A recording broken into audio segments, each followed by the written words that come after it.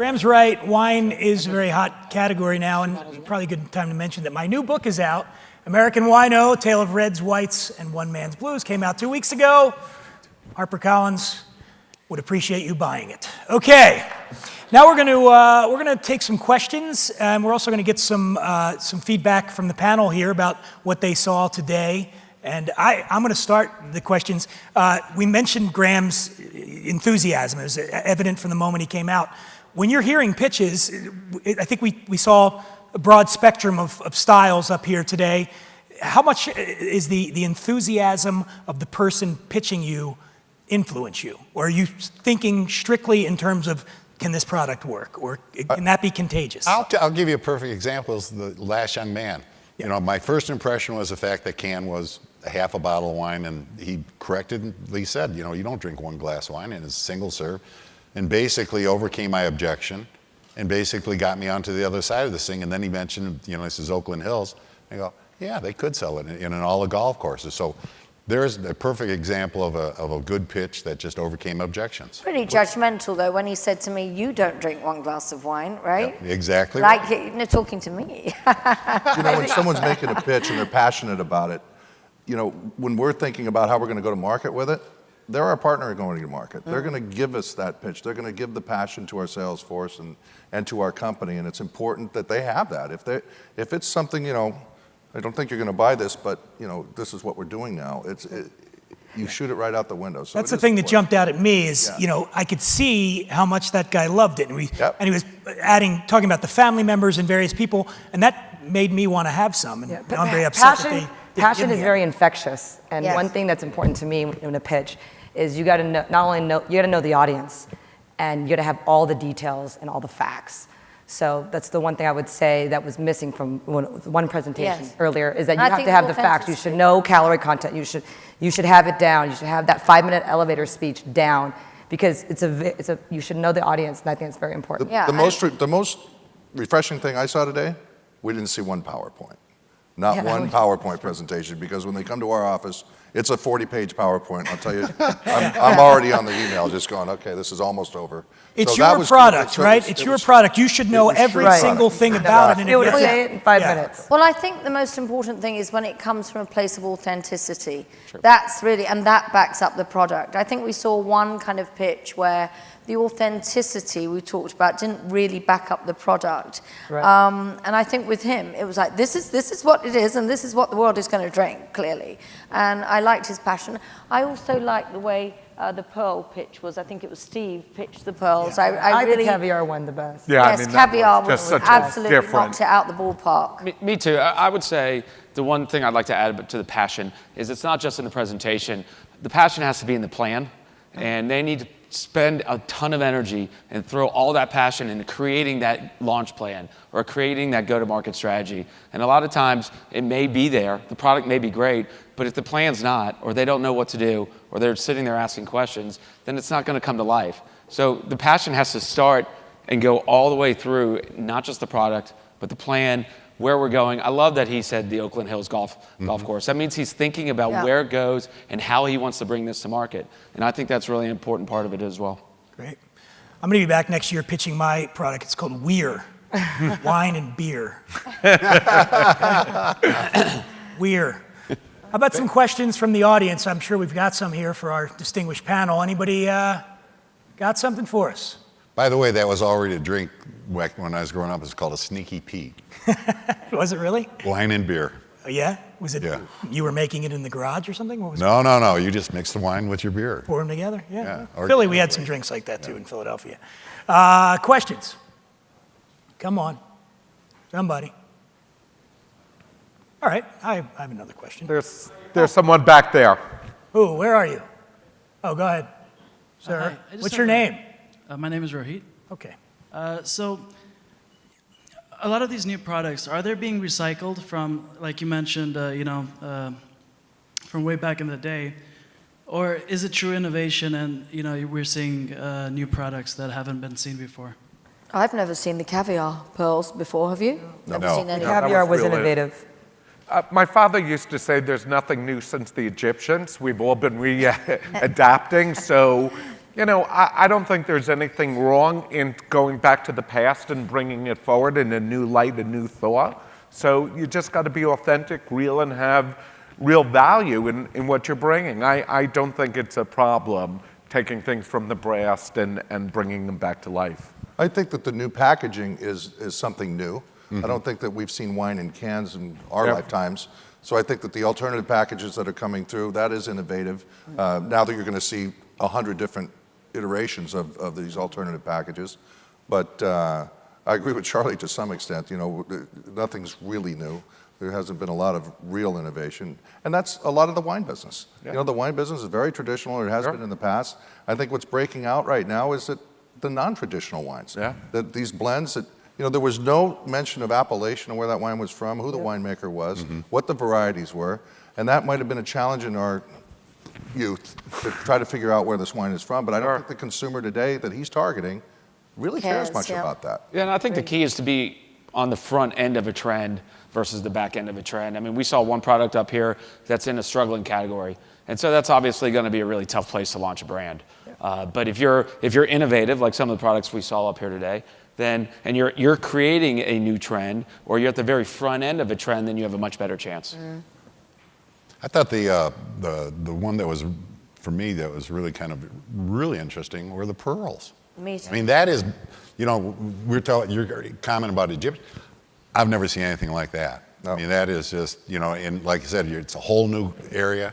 And I'd defer to my daughter out in the audience and sit there and see if she thinks so. And I think she'd probably agree with me that that's got a lot of potential. Just what do you do with it? And that brings the excitement and the buzz to this. You know, one of the things we talked about, passion. The only thing with passion is it's almost like local. I think passion and local work locally.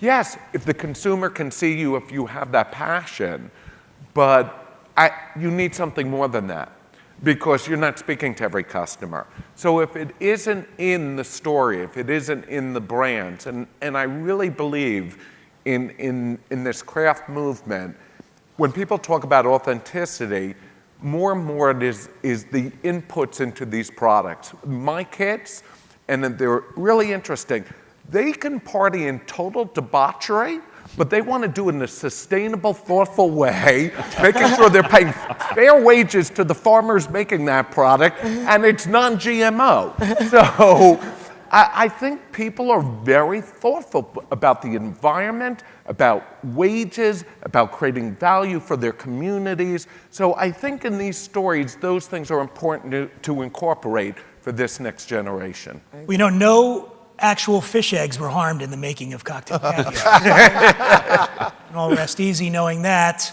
We have a question from the audience? Yes. My name is Moni Minhas from Minhas Brewery.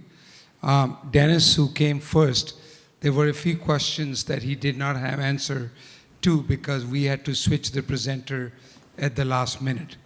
But I wanted to clarify a few things. One question was asked was calories. There are 140 calories in the over the barrel sodas. Number two question was artificial sweeteners.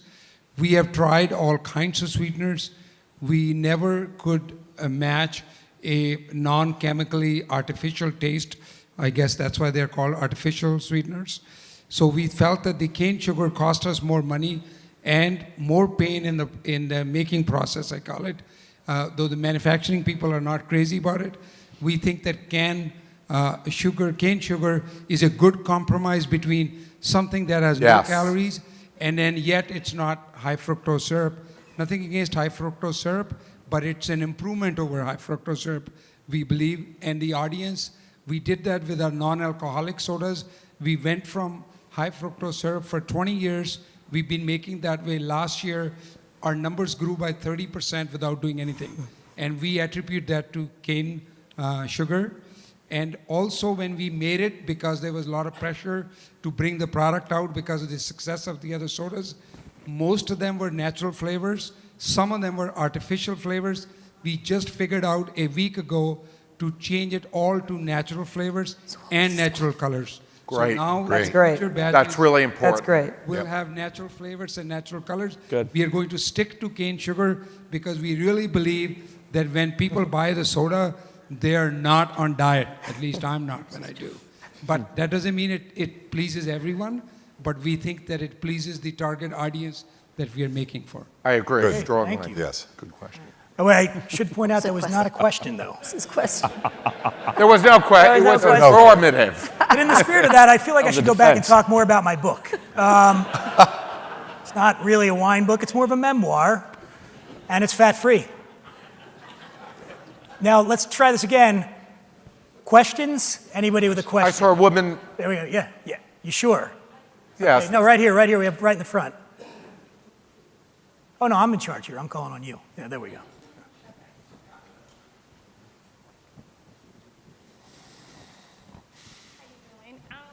We are a fairly new vodka company. We produced our own vodka.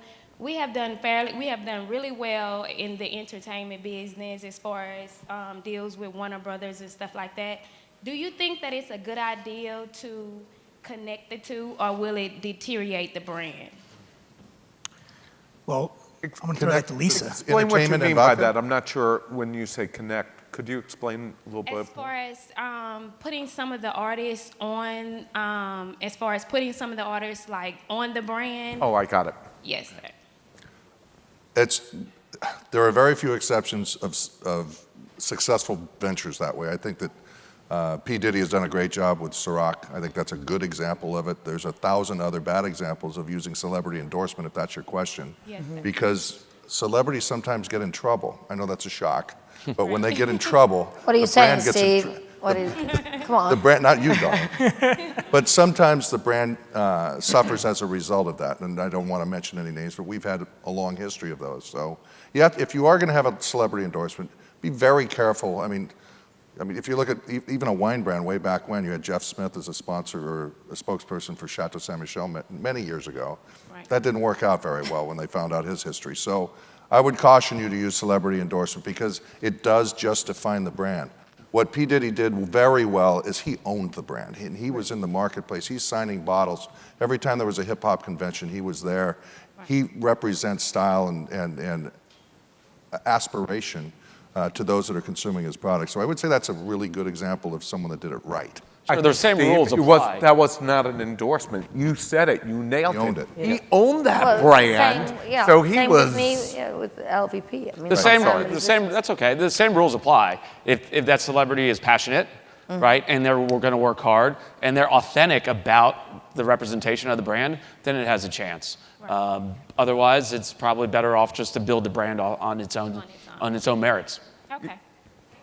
Well, you know, Donald Trump had a vodka. He did. Yeah, that Not worked do well. well. That He didn't assured work the out. world was the best vodka ever made. I got a even couple though he of doesn't bottles drink. still if you want Yeah. some. It's on their out of So, stock. I saw Channing Tatum here, though, and I thought, I'm going to drink that vodka. That's a stud. Yeah. I'll drink it. He said hi to me. He did. He walked by, and I was like this, and he looked at me. Yes, again, only questions. You, young lady, right there. This is the last question? Yeah, because we have. Make it a good one. Here we go. Hopefully it will be. All right. Hello, my name is Heather Howinkle, and I represent a brand from South Africa in alternative packaging. So you guys have talked today a lot about how the packages are changing in the wine industry, and also at the Caviar, you have very unique products that are coming out. How do you make a decision as a buyer whether or not to take on these new products when in your current portfolio you don't have anything that's very similar or comparable to what's being presented? Well, that in itself is a winner. That in itself, you stand out. That's not my problem. Most of the time, I have a lot of things that look the same way. So if you bring us something that we don't have anything that looks like it, I think you'll probably have a better chance of getting us to pay attention to you if you bring us something that looks like exactly something we have in our portfolio. I think that's why we got all excited about the Caviar. We saw something, holy mackerel, we never saw anything like this. Let's give it a shot. So I think that's an incredible advantage you have. I had the privilege of meeting Heather yesterday, per happenstance, and she talked a little bit about her project. it's a box wine, so I think it's a price-sensitive category. So you have to really establish who you are or who you think you are, and then go after that. And South Africa is having some growth in the marketplace, but it's not. I wouldn't say it's a meteoric rise to the top. So you've got two things challenging you. You've got the point of origin of the wine, and you've got a very crowded 3-liter package category, and a consumer that's willing to buy premium, but it really tops out at about $20. And we've tried to go beyond that, and it's been challenged. So those would be the watch-outs for me to you. Yeah, and one more thing too, the consumer today, they're a lot more sensitive when it comes to price. So over-delivering on a package or a quality of a product is very important. Sometimes a consumer doesn't like to be cheated and feel like they're overpaying for something. So that's when it comes, pricing is so important. Whenever you launch a brand or whenever you want to start something new, it's important to price it correctly. Because once it's overpriced, it kind of gives a bad taste to the consumer, so it's something to keep in mind. And this is the moment when the Oscar music starts to come up. It says, please wrap up here. I want to thank all of you for coming out today. I hope you learned a few things. And of course, I want to thank our panel, Philana Bouvier.